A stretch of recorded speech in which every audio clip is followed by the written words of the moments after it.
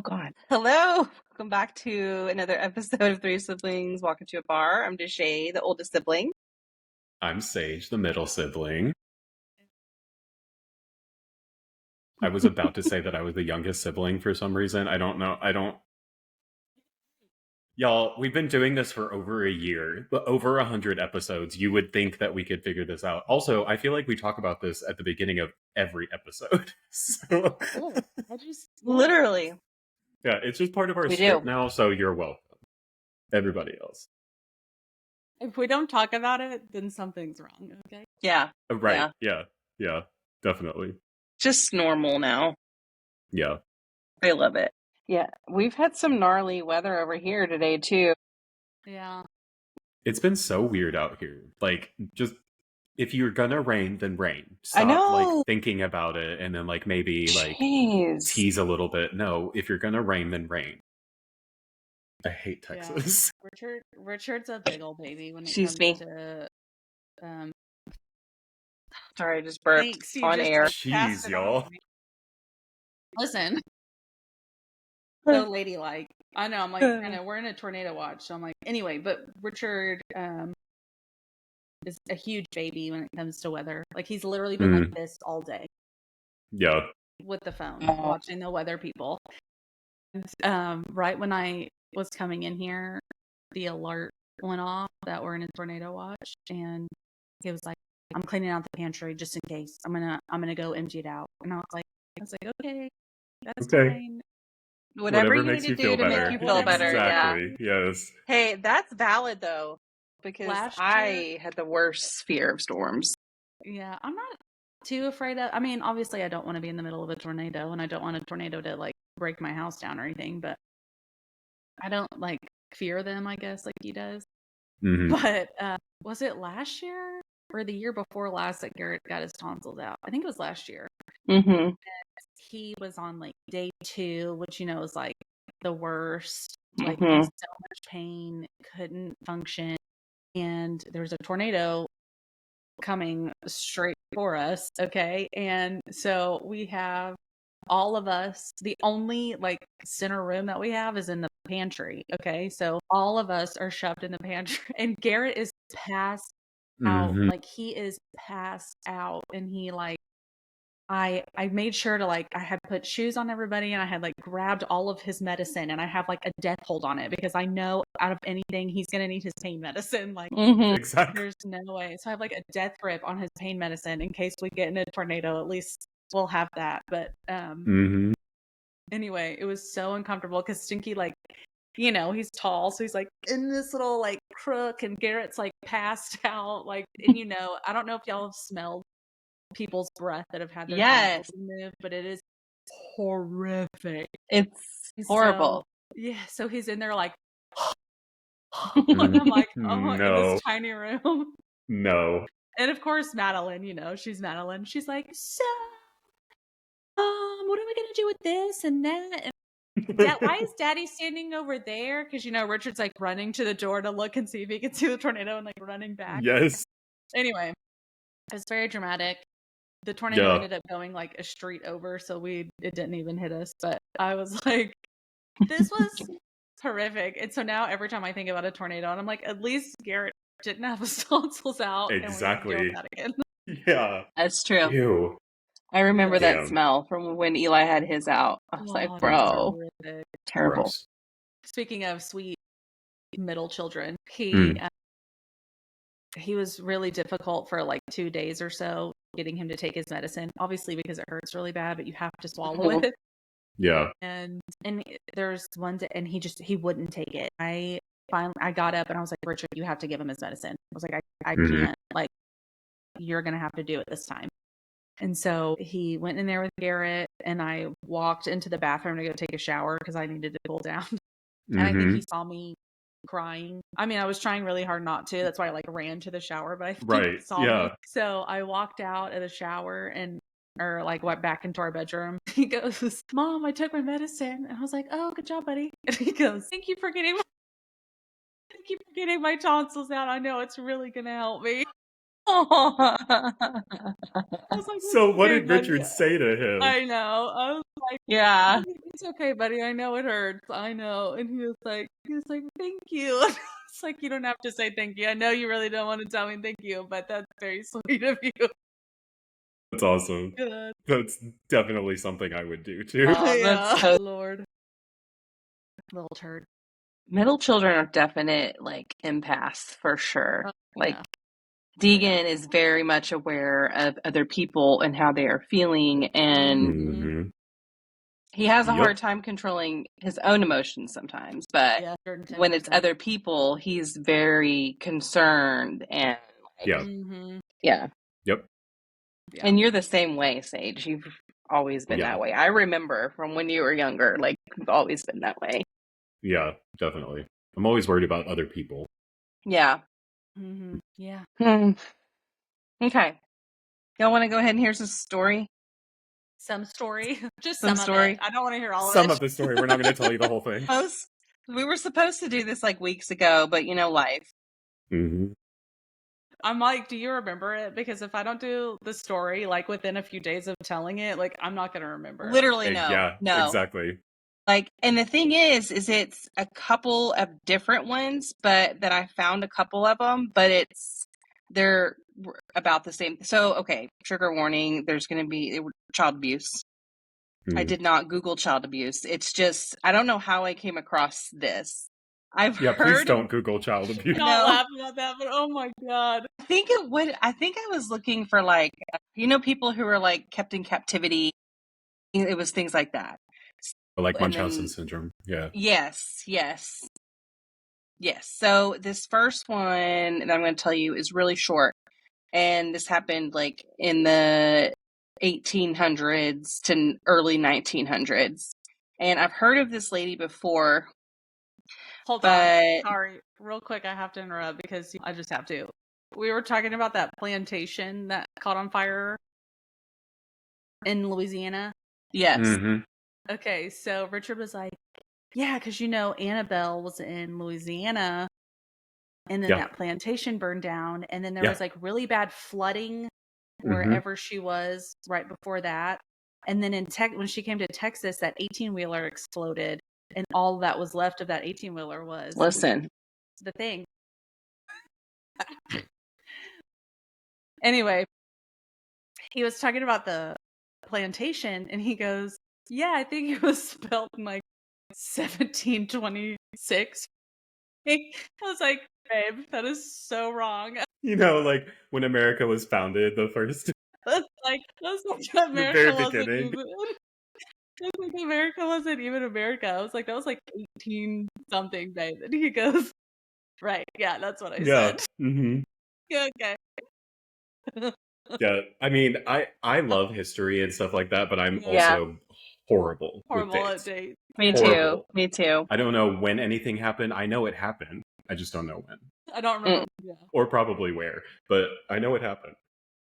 Okay, so this is in France. So her name is, I don't really know. I want to say Blanche, but it's French, so it's probably like Blanche or some shit, Blanche. It's Blanche. probably that. BL.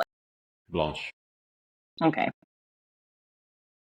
You have to say it like that too, with the accent. So this is going to be an ADHD episode, but I had a client that got French written on his sternum. Yeah. And it said courage. And I was like courage, like cool. And he told me what it meant. It has like this long meaning, but anyway, someone looked at it and he said it in like a French accent.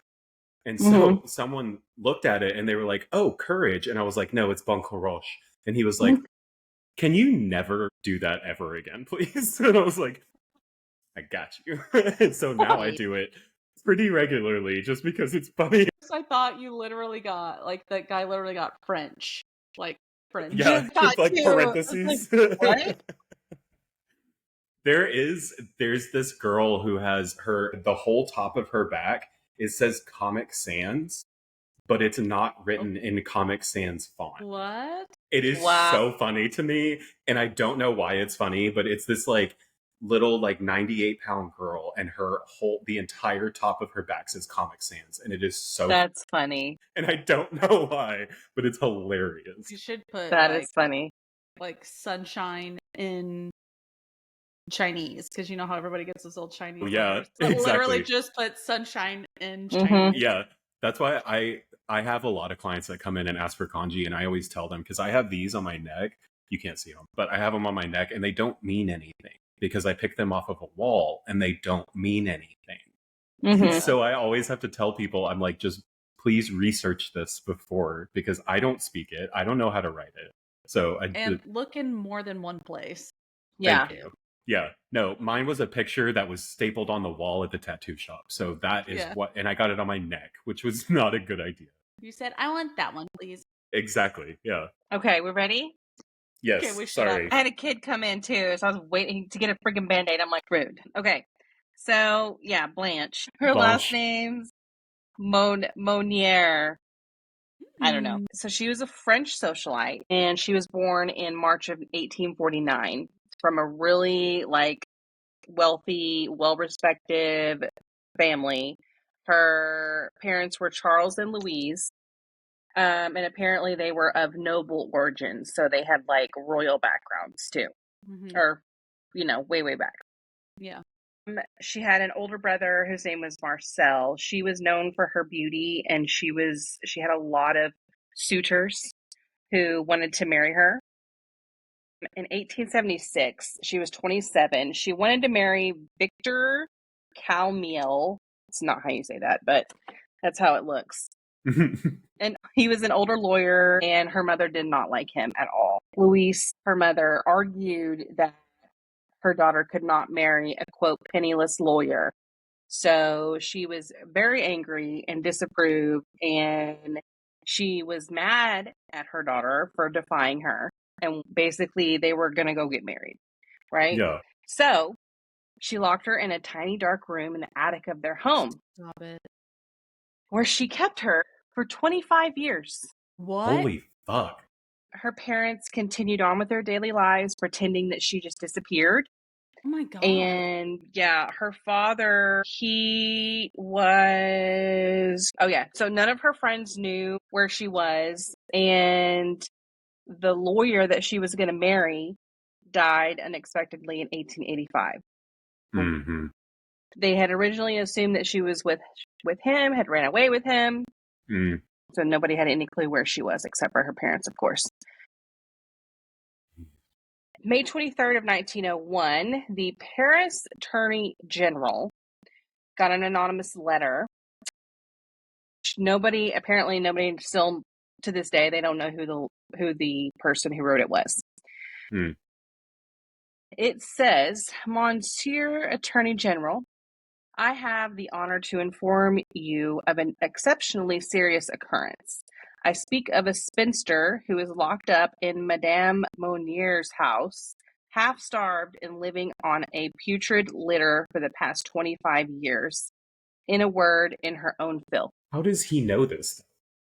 I'm wondering if it's like a maid or something. Maybe, or I wonder, I don't know if it was her brother. Maybe. Yeah. Maybe. Who knows? So on the afternoon of Thursday, May 23rd, 1901, in the evening, the commissioner and police arrived at the Monnier residence, and they were armed with an order from the Paris prosecutor, and they basically had a warrant to come inside. Yeah. And they wanted to inspect the home. The family employee who answered the door couldn't refuse them. And her mom, who at 75 years old was reportedly in bed, the officers were directed to her son, Marcel, who is a 53-year-old doctor, a doctor of law, and a former public servant. He lived in a different property, or the property next door to them. Mm-hmm. So they crossed the garden and the rose bushes. They went over to his house, and apparently his butler tried to be like, no, you can't come in. I'm not going to go get him. Yeah. So eventually they got into the house. Once inside, they searched each room on the ground floor. They didn't find anything crazy. They went onto the second floor, went through each space, no signs of concern there until they reached a locked attic door. It was secured with a chain and a padlock. When asked to open it, initially the family was like, no. But of course, the officer said, or warned them that they would just go get the judge and they would have to open it. So eventually they let them in. As the police entered, they were met with a strong, ridiculously overpowering odor. The space was completely dark, and at the far end of the attic, they saw what appeared to be a frail, emaciated figure, is how they described it, laying on a deteriorated mattress. The room was in like total chaos. It had old food, insects, and waste everywhere. Oh my God. That's horrible. In order to be able to see better and to be able to breathe in the room, the officers broke the chains on the blinds and removed there was like a canvas or something covering the windows so she couldn't see out.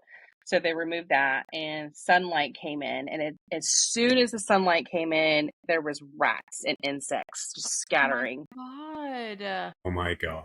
That's everywhere. Horrific. Mm-hmm. So they're still calling her the figure. In the attic, she was completely disoriented by the sudden brightness, and she like curls up quickly and she attempts to shield herself. She had really long, unkept hair that reached her ankles, and her nails were really thick and overgrown. Marcel told them that was his sister. And when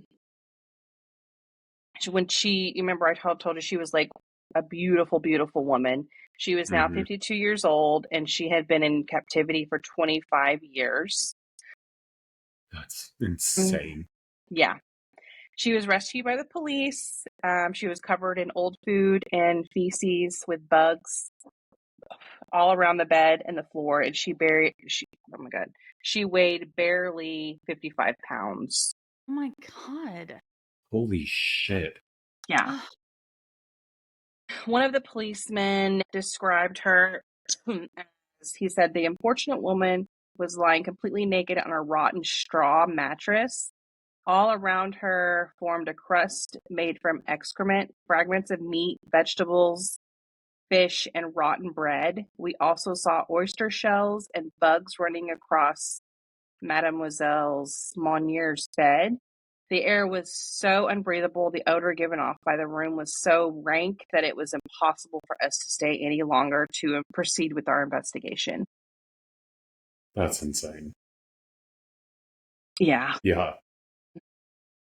There's a picture. Let me see if y'all can see this. Kind of. That's her after.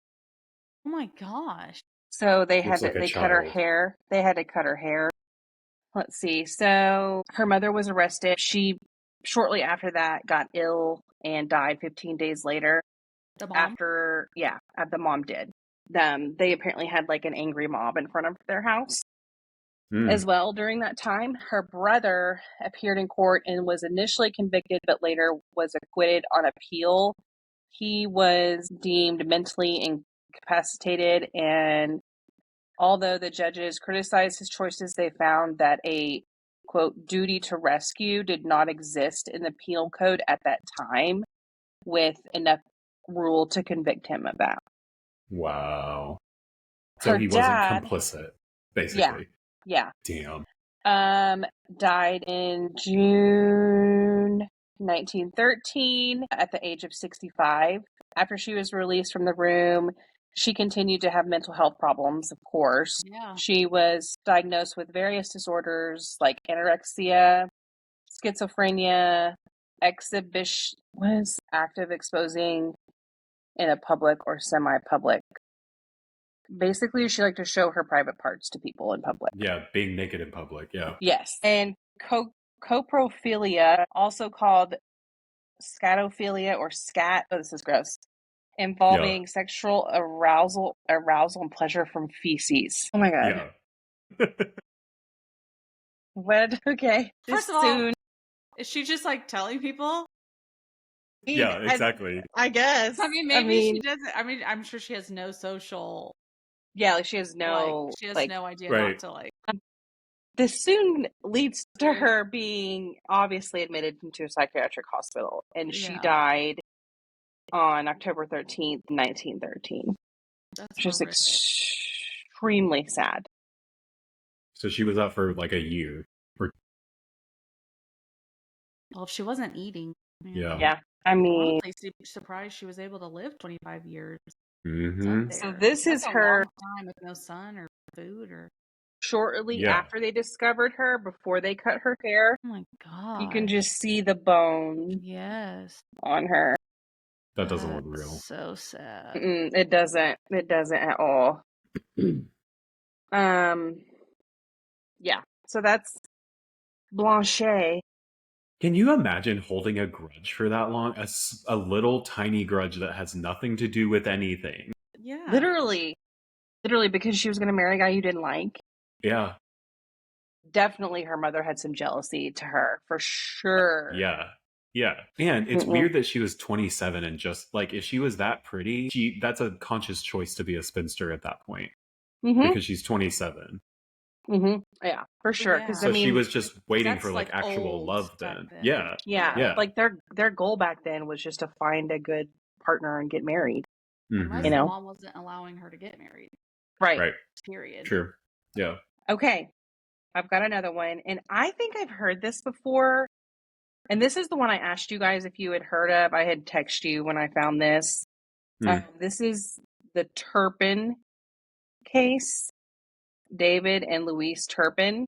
I was reading through it when I was doing my research on it, and I don't think we've told this story before, but I've definitely heard it I can't before. remember them all. Right. Yeah. But, we do listen to other podcasts, so there's that. So, okay.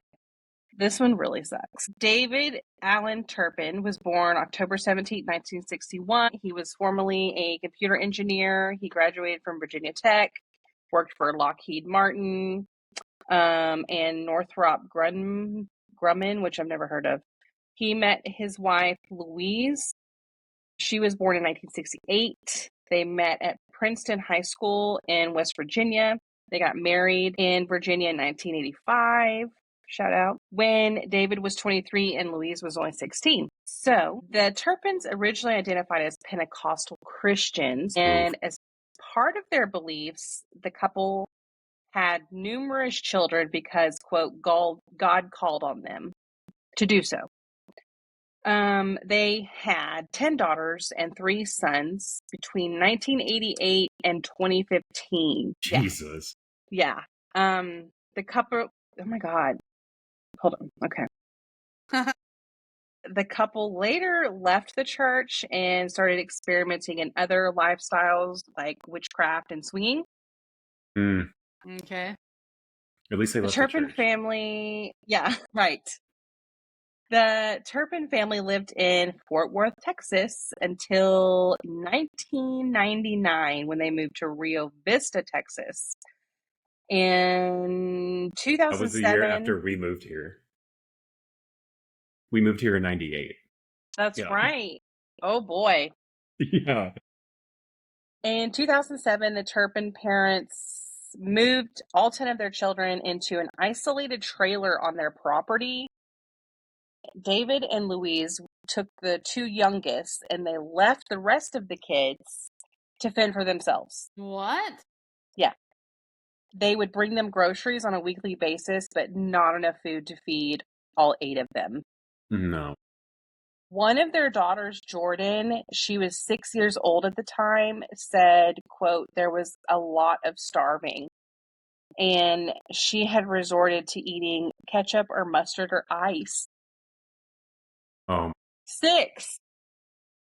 That's fucking crazy.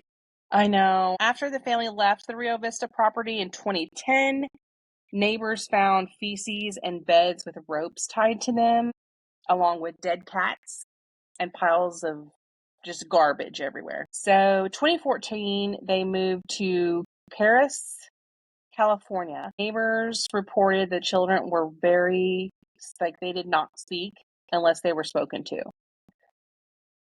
And one of them said, quote, like children whose only defense was to be invisible. would skip rather than walk, and appeared malnourished and pale.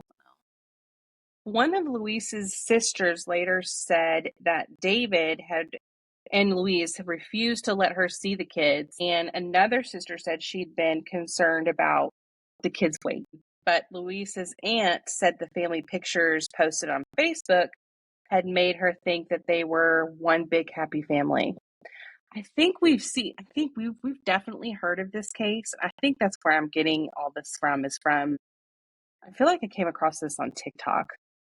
I think it's the one where I don't know, y'all probably seen it too. They're like wearing the same thing and they're posted online and they look like this big happy family. Maybe. I think I know what you're talking about. Yeah. Yeah. Okay, so the children did not spend all of their time in captivity. There was photos of the parents and all 13 children visiting Disneyland. The boys and the girls were dressed in matching Disney t-shirts. David and Louise loved Disney and Disneyland. The vanity plates on their 2 cars were DS Land and DL Forever. Okay. Disney adults. David and Louise had been planning to move their family to Oklahoma at the time around that they were arrested. Jordan overheard her parents talking about the move, and she decided that it was time for her to call the police. Jeez. In 2018, the Turpin children were planning to escape, and they were, they're still in California. They were planning to escape for more than 2 years. January 14th, 2018, 2 of the girls left the house through a window. The younger girl was 13. She got really scared and she went back. But Jordan, who was now 17, she got a ways away and called 911 on a deactivated cell phone she had brought with her. So she told the dispatcher that she and her siblings were being abused by their parents and that the smell in the house was so bad she could barely breathe. She said 2 of her sisters and 1 of her brothers were currently chained to their beds. Police arrived. Jordan showed him photos of the conditions of the house. The deputies of Riverside County Sheriff's Department raided the house, saying they were there for a welfare check. Louise and David answered the door. The Sheriff's Department said that Louise was, they said, perplexed as to why we were at the residence.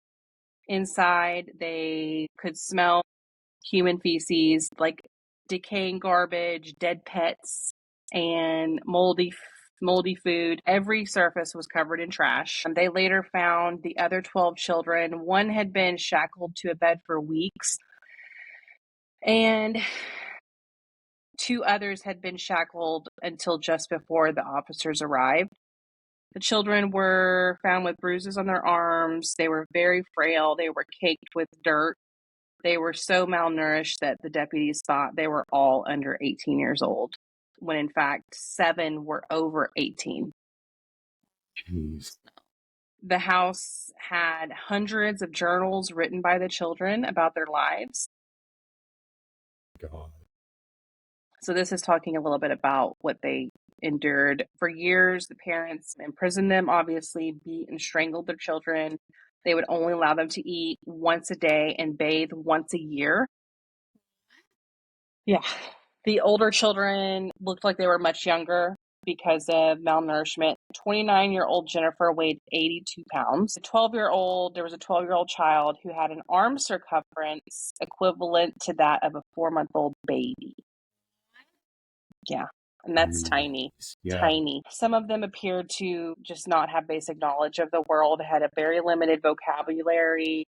For example, they were unfamiliar with what medication was or who the police were. They didn't know police were there to help. Wow. Yeah. This case is considered extraordinary for numerous reasons, including the abuse on multiple children, as well as the adults. The children are adults now, by both parents, tortured and just terrifying. The Turpins were charged with 12 counts of torture, 12 counts of false imprisonment, 7 counts of abuse of a dependent adult, 6 counts of child abuse. David received an additional charge of a lewd act on a child under 14. They were held in lieu of bail being posted, which the media said was set at $9 million for Luis and $12 million for David. David eventually was charged with perjury in relation to affidavits he filed with the California Department of Education over the years, which he asserted that his children were being educated in a private school. Luis's attorney requested that she be placed in a pretrial diversion program for her mental health due to diagnosis of his histrionic personality disorder. The judge denied that request on the grounds that she was a risk to the public. Yeah. February 22nd, 2019, David and Luis each changed their not guilty pleas to guilty to 1 count of torture, 3 counts of willful child abuse, 4 counts of false imprisonment, 6 counts of cruelty to an adult dependent. Both were sentenced to life imprisonment with the possibility of parole after 20. People are saying that they're never going to receive parole. David was originally sent to Mule Creek State Prison before being sent to California State Prison. Luis is in the Central California Women's Facility. So this is talking about the children and like what's going on with them now. All of them spent 2 months in the hospital. 6 minors were placed in 2 foster care homes. Doctors treated various issues, including heart damage due to lack of nutrients, cognitive impairments, and neuropathy. October 2019, this sucks. 5 of the younger children were adopted by an abusive family. Allegations included hitting them in the face with sandals, pulling their hair, hitting them with a belt, and hitting their heads. They were forced to eat excessively. This is disgusting. And then forced to eat their own vomit. Oh my God. And the foster father was accused of grabbing and fondling them and kissing them on the mouth. The foster family was arrested and charged with abusing multiple children in their care. Early 2020, Riverside County Deputy District Attorney reported the children were living independently, working and going to school, and that one had graduated from college. Oh, yeah. An investigation for ABC News chronicled the case for the November 2021 special Escape from a House of Horror. So it's been on TV. So they say that the children were neglected by Riverside County Social Services. Some are homeless. None are authorized to use the hundreds of thousands of dollars that were donated to them. The money was placed in a trust controlled by a court-appointed public guardian, Vanessa Espinoza. Joshua Turpin said he could not access the funds and was denied the purchase of a bicycle. Oh my God. During an interview with Diane Sawyer for 2020 special, Jordan stated that she was released without warning from a foster home with no life skills, no plan for housing, or knowledge of how to get food and basic health care. According to the report, Riverside County hired a private law firm to investigate allegations of abuse by social services. In July 2022, the Turpin siblings filed lawsuits in California's Riverside County Supreme Court against the foster care agency. It placed them in a home where they were allegedly suspected further abuse and neglect. 2 nearly identical lawsuits were filed, one representing the 2 older siblings and the other representing the 4 younger siblings. County Foster Family of Network and ChildNet Youth and Family Services were named as defendants in the lawsuit. Riverside County Sheriff's Department had already been investigating the foster home, which included 9 supposed victims since early 2021. Wow. September 19th, 2024, 3 of the foster parents pleaded guilty to the charges of abuse. Marcelino Olgan to 3 counts of lewd and lavish, or that's not that word. Lavish, I don't know. on a bad thing, acts on a child under 14, 1 count of child endangerment, and 1 count of false imprisonment. His wife and daughter, never mind. October 18th, Marcelino was sentenced to 7 years in state prison, and Rosa and Lenny's, who were his wife and daughter, were sentenced to 4 years of probation. They were also involved in the abuse of the children. There's a Law and Order SVU episode about them, season 19, episode 20, the Book of Esther. Esther is what it's called. Evil Lives Here. They were on that. April 1st, 2024, Jennifer Turpin, who's the oldest of the children, released a book called Where Was God?, recounting her own experience with her parents and her desire to become her own person and maintaining her faith in God after all of her traumatic ordeals she went through. That's so wild. Yeah. And it just goes to show you how fucked up the child protective system is too. Mm-hmm. I mean, because when you foster kids, you get money from the state. Lots of people, that's why they do it. Yep. And the house was already... Yeah. Thank you. I know. Like, kids that have this kind of background. I know that each kid is a little bit different and, like, you have to handle each kid differently, but kids with this type of background, like, you have to have a very specific set of skills. It sounds like I'm in, like, Taken or something, but you have to have, like, you know what I mean? Yeah. You have to be a specific kind of person to be able to foster those children. Mm-hmm. Right. Yeah. And a lot of them, they said they don't have cognitive, like, awareness. Yeah. Yeah. Right. They can even... Yeah. Yeah. So I don't know where a lot of them are now. Hopefully a lot of them are, living with each other or something. I mean, I don't know. But...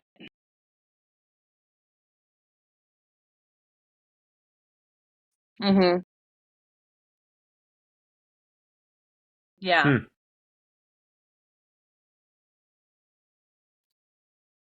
Mm-hmm.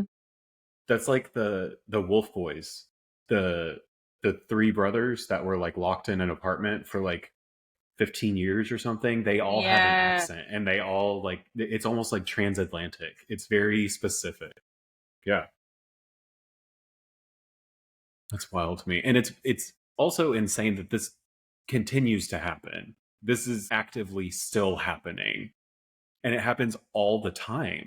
Mm-hmm. Right. How can you, like, have that on your conscience? Like, how do you justify that? What are they telling themselves to justify that? I just don't. This is the picture. I know. Yeah. Jeez. I'm pissed. Yeah. Also, like, how did the kids, like, after they get out, like, they've been in that same house for their entire life. And then they get out and they have the entire world that they have known nothing about. Not a clue. Was it exciting for them, or was it, like, super fucking scary? And then they just, like, here you go. Yeah. Go for it. Yeah. And they couldn't even access the money that was raised for them by, that's like, bonkers. Yeah. Yeah. They were failed big time, multiple times. Yeah, by everybody. Mm-hmm. Jeez.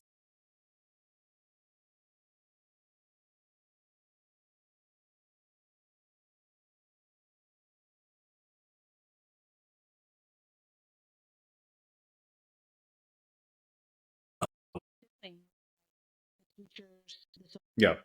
The social workers, Mm-hmm. everybody, because nobody caught that he was getting abused.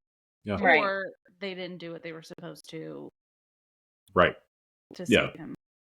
Right.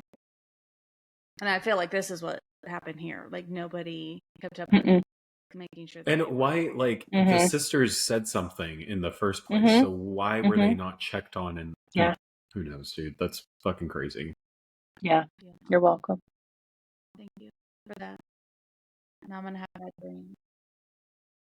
I If I know. wake It's up in just the middle of the night crying, I'm going to call you and be like, now you have to deal with being awake and crying with me. I like the main thing for me is the mental gymnastics that these people have to go through to tell themselves that this is okay. What? Right. Yeah. Yeah. How? Like, I mean, I look at my kids and want to do nothing but protect them and make Right. sure they have, obviously it's just that they want for nothing. Yeah. And they Right. have like basic life skills. Yeah. Like, Right. come on. Like, I could never imagine intentionally hurting my child. no. Yeah. Exactly. No. I just don't I just don't get it. Mm-mm. The whole thing makes me sad. We were talking about that too, because for school, Stinky's had to read. I don't know the name of the book, but the guy that wrote it was a Holocaust survivor, and he was talking about like, his time in the like concentration camps and stuff. Mm-hmm. Stinky was like telling me stories that were in the book, and I was like, I just don't get it. Like, and it was like the amount of people, because he was like, and then the guards would do this and that. And I'm like, the amount of different guards that they came across that were just okay treating people like this, and were just okay watching other guards treat them like it's, why are there so many effed up people? Like, I don't It's get it.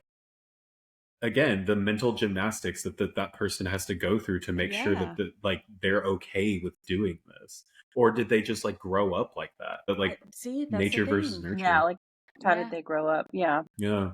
If you grow up being taught that these are horrible, disgusting human beings, then I'm sure you're gonna think Exactly. they're Yeah. horrible, disgusting human beings. Yeah. Yeah. Oh, That's I so hate wild. it. I know. Not what I wanted to think about tonight, but that was good. Thank it was you. different. I'm gonna go watch Golden Girls now. I was about to say, if Yeah, I die in a tornado after hearing that, No. I'm gonna come back and haunt you. Yeah, exactly. Yeah, I definitely need to watch some Disney movies now. Oh, Thank for you. sure. And I have to go watch Pedro Pascal. The Last of Us or whatever it's called. Yeah. Yeah. That's such a good show. Oh my gosh. So I know everybody knows what happens, and I'm not gonna say it out loud, but the sad episodes were on, and I was crying like a baby. And Stinky and Richard, I look over and they're both staring at me, laughing at me. And I was like, again, sorry I have a heart. And then I was like, you know what? Y'all are just making fun of me laughing or crying so that you guys don't cry. Yes. Like, yes. You can't watch that and tell me that's not sad. That is sad. Wow. Mm-mm. Do you call Trip Stinky all the time? Yeah. I don't ever call did him his anything else. Did his friends catch on to that? Like, did they ever say anything about it? If I know they know that we call him that because we call him that in front of them. But they've never like made fun of him for it or anything. I don't like the time we were trying to get one of his friends stayed the night, and Richard was trying to get him up because he was making breakfast burritos. And so Richard thought he was going to be funny, and he stood outside the door and he was like, "Stinky boy, it's Stinky boy." And so of course his friend made fun of him for that, but I mean, and like jokingly made fun of him for it. But yeah.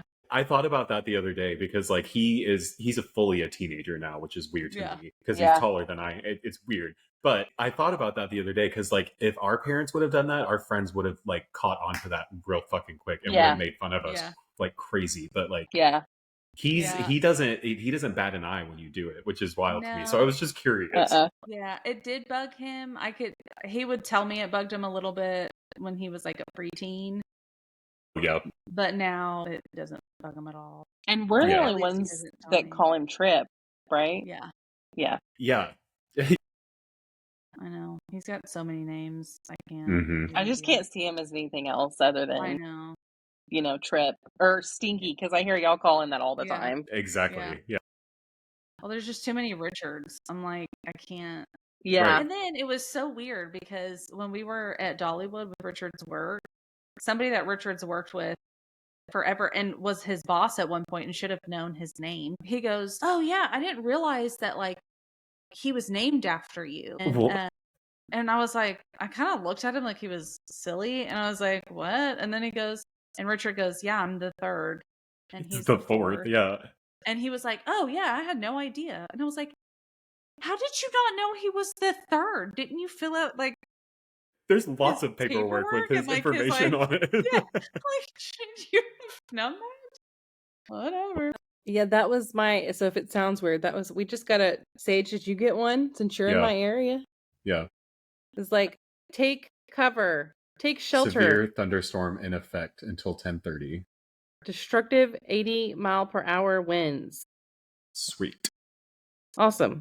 Well, y'all are gonna die too from. Apparently. Okay. Yeah. Well, we'll just go to the other side together. Yeah, exactly.